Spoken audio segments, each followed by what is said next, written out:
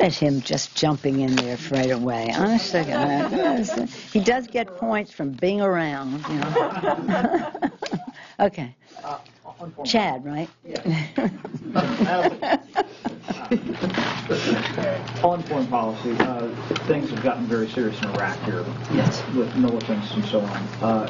Should the United States use airstrikes, or what should the United States do? And if so, if not, as you know, things are really getting so volatile there, has this time that the United States spent in Iraq over the past 10+ years, has this been off and off?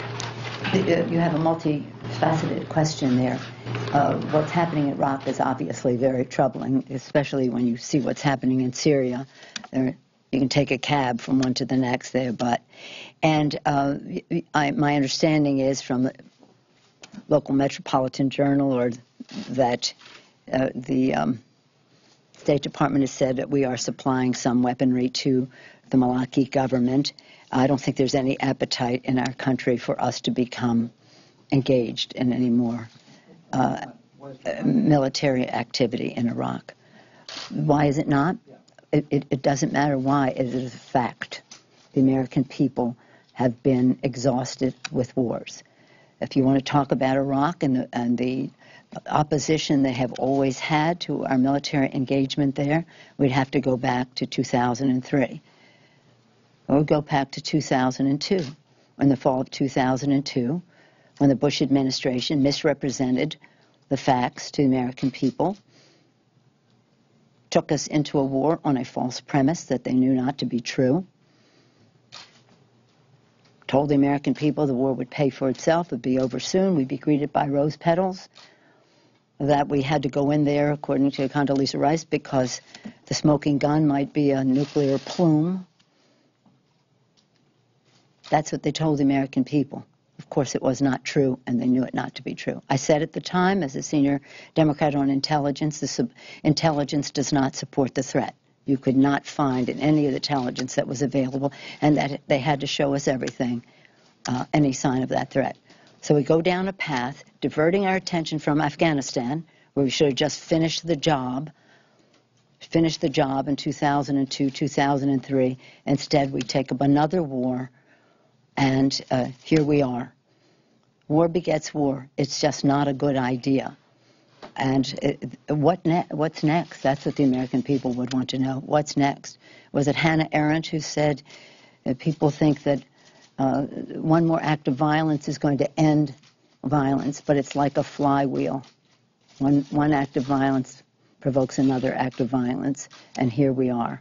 I think this represents the failed policy that took us down this path 11 years ago. It was March 19th, the Feast of St. Joseph, 2003, when I got the call from Condoleezza Rice saying the president asked me to call you to tell you we're initiating military action into Iraq in a few hours. Why?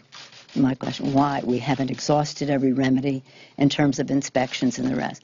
So, pardon me from going back, but before we go forward, we have to know what's going on, and I think the American people do not have an appetite for sacrificing our troops, our precious treasure, first and foremost, and to be engaged in a conflict there.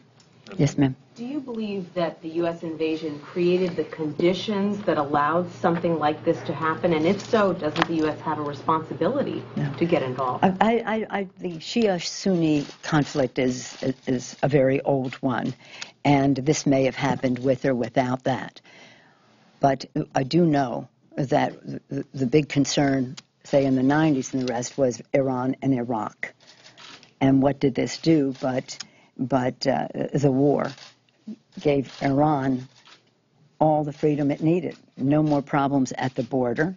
And look where Iran has gone in turn. They were a check on each other, and now Iran is on the.